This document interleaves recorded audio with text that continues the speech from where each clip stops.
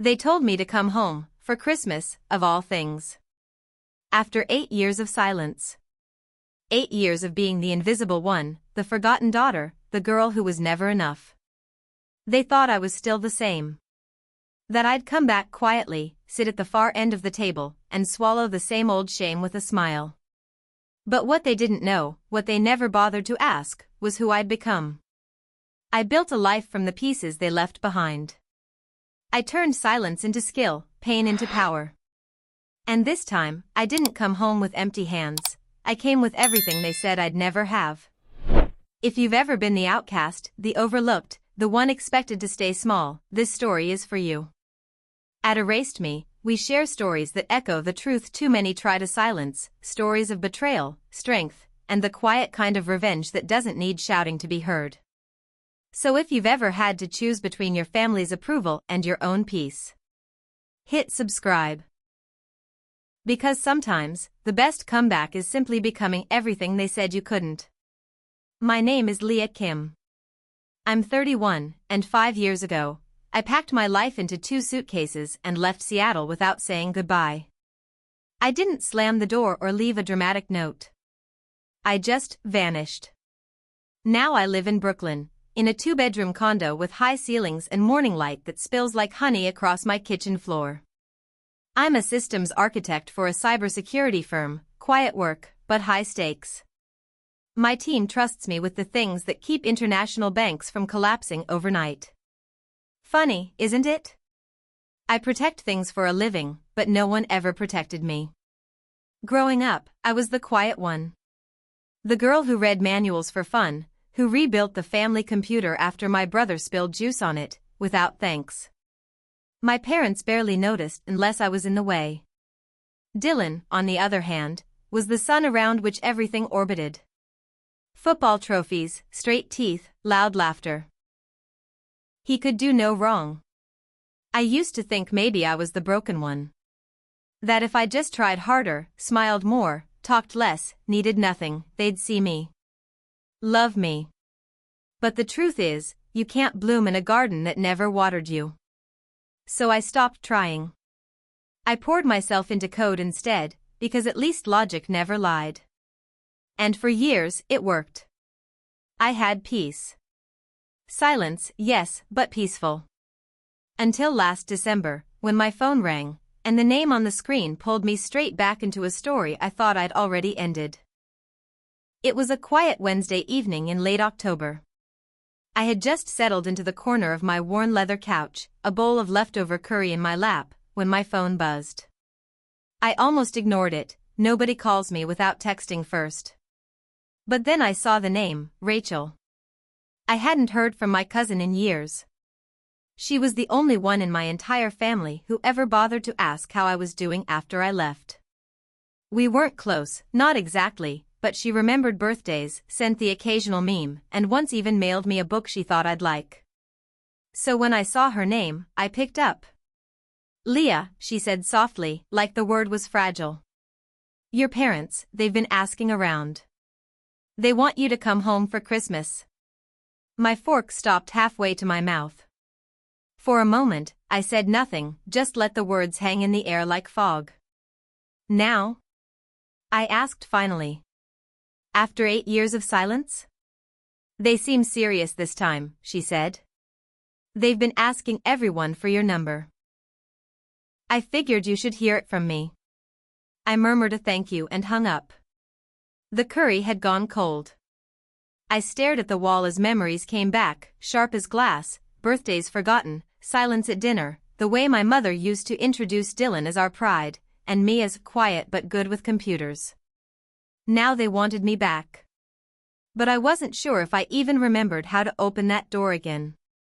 That night, I barely slept. My apartment, usually a haven of stillness, felt tight, like the walls were closing in with old memories. I lay in bed, staring at the ceiling fan spinning in lazy circles, and my mind pulled me back, to being 13, knees tucked to my chest in a sterile psychologist's office. Dr. Patel sat across from me, her voice calm but firm. Leah's not struggling because she's isolated, she said. She's struggling because she's invisible. My mother crossed her legs and scoffed. We love both our children equally, she said, like love could be portioned out with measuring cups. But even then, I knew better. Dylan was golden. Captain of the football team, prom king, the kind of kid who could crash dad's car and still be praised for learning responsibility. At 16, he got a brand new Honda Civic with a giant red bow. I got a thrift store sweater that still smelled like someone else's perfume. At Christmas, his gifts sparkled, shiny gadgets, expensive cologne, custom sneakers. Mine were things that looked like they came from the clearance bin at CVS. One year, I got a re-gifted candle. It still had wax smudges from someone else's use. But what stung more than the gifts was the absence. At family dinners, Dylan sat in the center, surrounded by laughter. I was the chair nobody pulled out. The plate nobody asked to pass. I remember one Thanksgiving, Dad stood to toast Dylan for making everyone so proud at Stanford. The table erupted in cheers. Then he turned to me. And Leah, well, we're hoping she finds something steady soon. Uncle Mike snorted. We're hiring dishwashers at the diner. Everyone laughed, even Mom. I didn't. I excused myself and cried in the garage, next to the broken treadmill nobody used. They thought I was fragile. I wasn't. I was just tired of fighting to be seen. That's when I found code. And for the first time in my life, something saw me back. It started with a wrinkled flyer taped to the high school bulletin board. Intro to Computer Science, Room 27, Thursdays after school. I almost didn't go. My Wednesdays were already packed with homework and silence. But something about it called to me, not the programming part exactly, but the idea of being in a room where no one expected me to smile, cheer, or compete with Dylan's shadow. That Thursday, I walked into room 27 and found 5 kids huddled around a dusty desktop tower, guts exposed like a machine in surgery. Mr. Alvarez, our teacher, wore a hoodie over his dress shirt and greeted me with a nod and a half-eaten apple in hand. Welcome, he said. Ever cracked open a hard drive? By week 2, I was staying late to debug Java. By week 5, I'd rebuilt a PC from parts no one thought would work. The club became my second home. We debated compilers the way other kids argued over quarterbacks. We traded Linux cheat sheets like baseball cards. I wasn't just learning code. I was learning to breathe again. One day, Mr. Alvarez pulled me aside after a late session. Leah, he said, pushing up his glasses, you've got something special. Don't let anyone shrink it. That sentence stayed with me. By 17, I had a plan, apply to college, leave Seattle, and start over somewhere no one knew Dylan's name. Somewhere I didn't have to fight for a chair at the table. What my family didn't know was that I had already secured a full-ride scholarship, tuition, housing, even a stipend. I packed in silence. No farewell party. No questions asked. Just me, my code, and a one-way train ticket to New York. New York didn't welcome me with open arms, it challenged me to prove I belonged. My dorm room was barely larger than a walk-in closet, and the radiator hissed like it was angry I was there. But I didn't care. I was free. Days were filled with lectures on algorithms and firewalls. Nights, I waitressed at a cramped noodle bar in Chinatown where the kitchen staff barely spoke English but always saved me a bowl after shift. I learned more about grit in that steamy kitchen than any textbook ever taught me. I worked. I studied. I coded until my wrists ached. And somehow, it was enough. For years later, I graduated top of my class. While Dylan posted beach photos from spring break funded by Mom and Dad, I was debugging APIs at 2 a.m., eating instant noodles over a borrowed laptop. While he was calling home for more spending money, I was getting job offers. The week before graduation, I signed a contract with a rising cybersecurity firm, high profile, high pressure, high reward. Before the ink was dry, I was already neck-deep in a multi-million-dollar integration project for a global bank. 2 years in, I earned my first six-figure bonus. I didn't tell anyone. But I did call a realtor. A month later, I stood in the doorway of my new brownstone condo in Fort Greene, 2 bedrooms, sunlight everywhere, exposed brick, and a balcony where you could almost forget the city was loud and unforgiving. I hosted a tiny housewarming, mismatched cushions on the floor, Thai takeout, cheap wine, real laughter. Lisa, my friend from undergrad, raised her glass and said, "To Leah." The quiet one who turned silence into power. And for the first time, I believed her.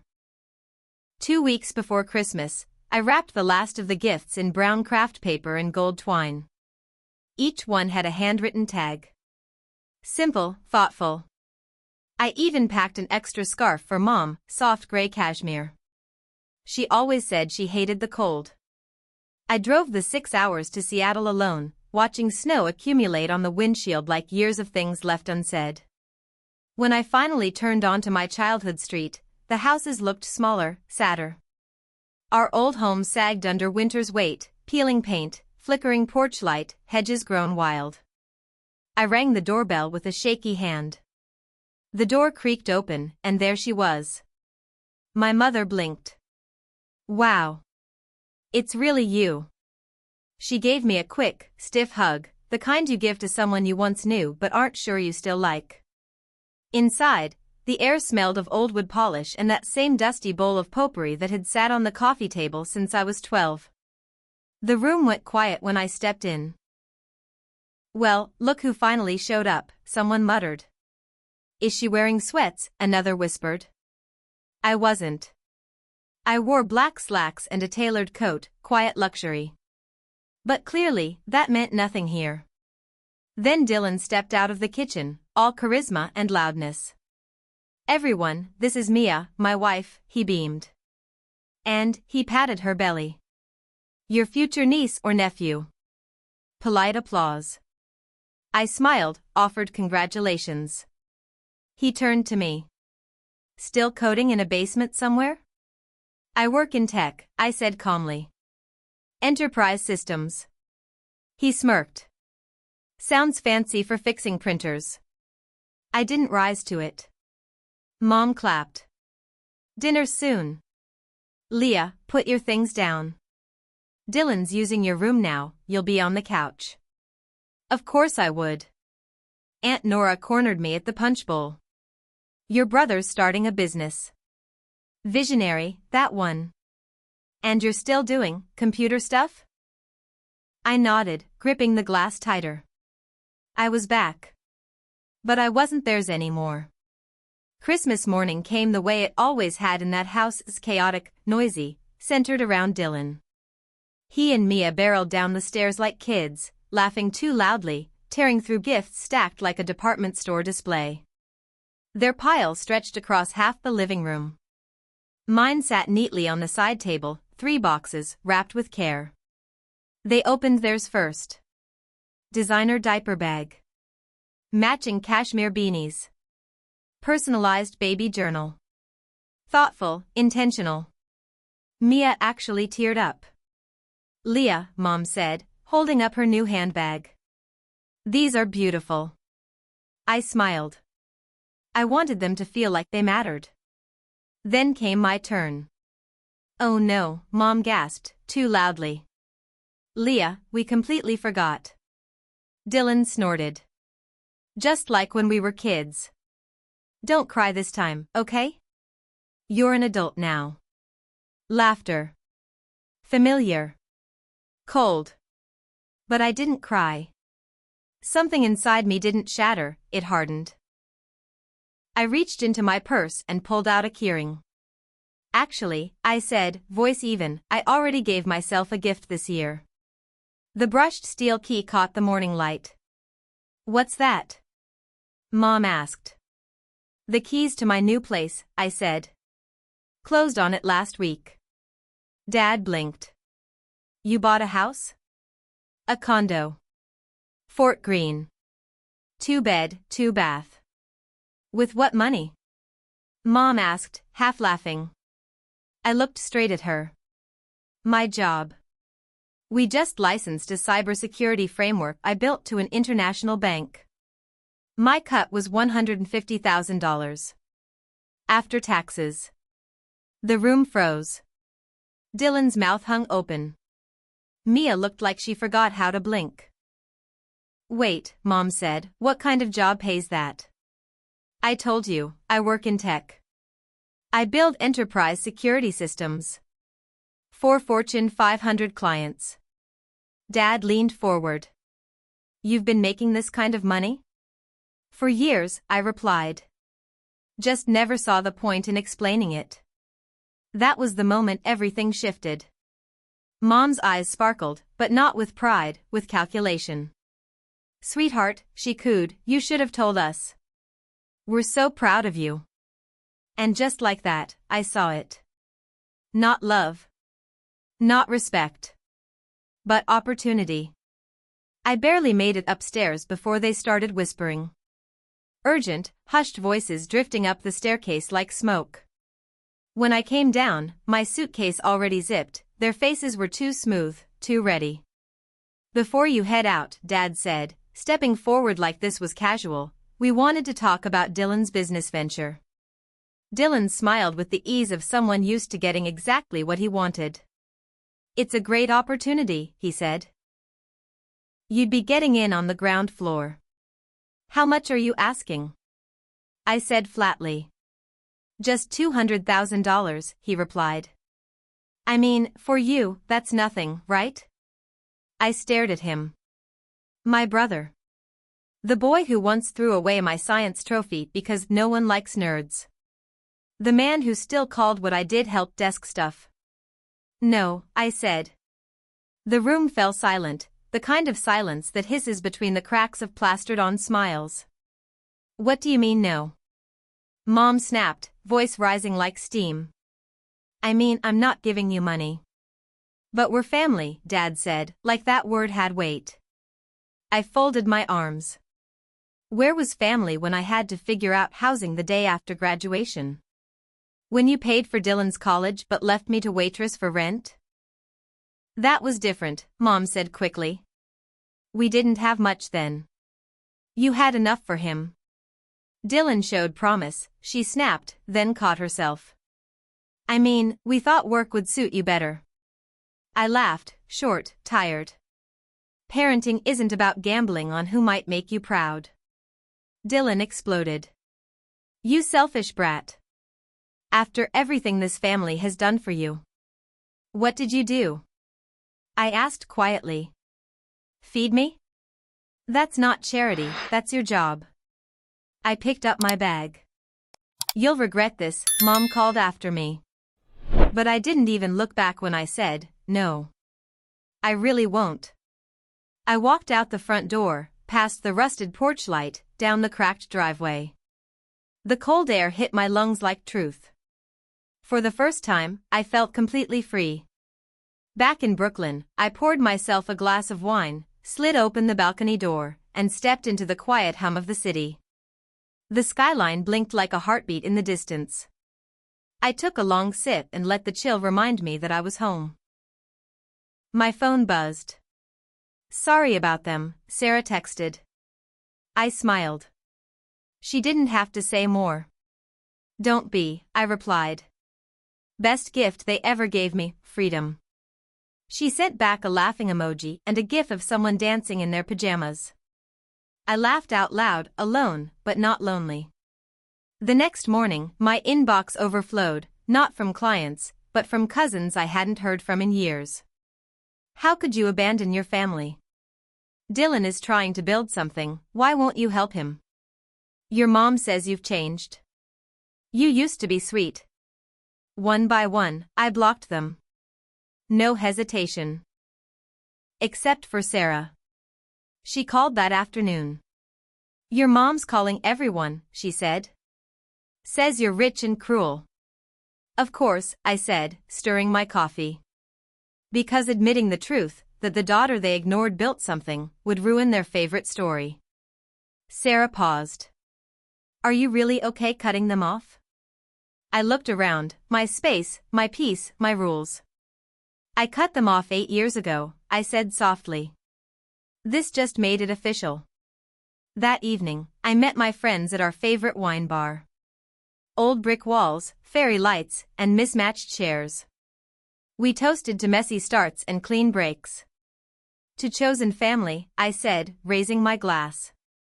To chosen family, they echoed. 6 months later, summer wrapped the city in gold.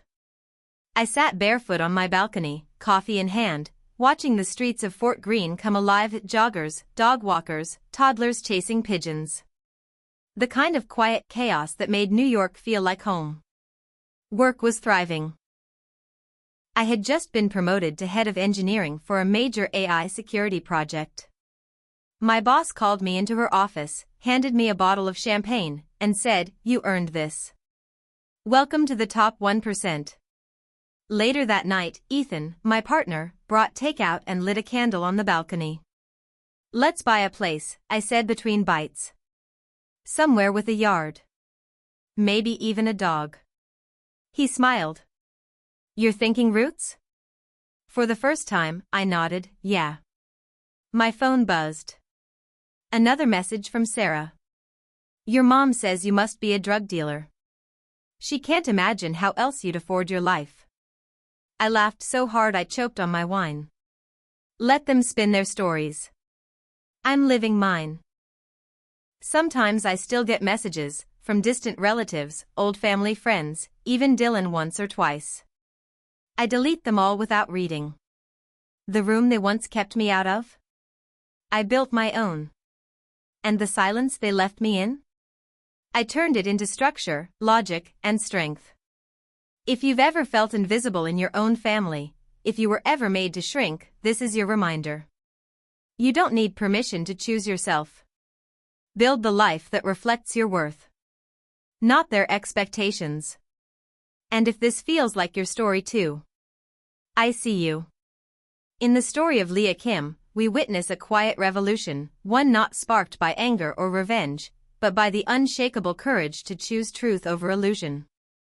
Leah's life was marked by years of invisibility, by being overlooked and underestimated by those who should have protected her. Yet, instead of allowing that silence to consume her, she used it as fuel. She stayed loyal. Not to the family that belittled her, but to the version of herself she knew she could become. That kind of loyalty requires a different kind of bravery, the courage to walk away when staying means shrinking, and the courage to build a new life with both hands while carrying the weight of old wounds. She did not fight to be loved by those who chose not to understand her. She simply chose to honor herself, to live out loud in a world that once demanded her silence. Leah's story is a reminder that speaking your truth is not always loud, it is often quiet, steady, and undeniable. And sometimes, the most profound transformation comes not from confronting others, but from finally seeing your own worth with clarity. We don't owe permanence to people who deny our truth. We owe ourselves the freedom to grow beyond them. Because in the end, true strength is not about proving others wrong, it's about living in a way that proves you were right to believe in yourself all along.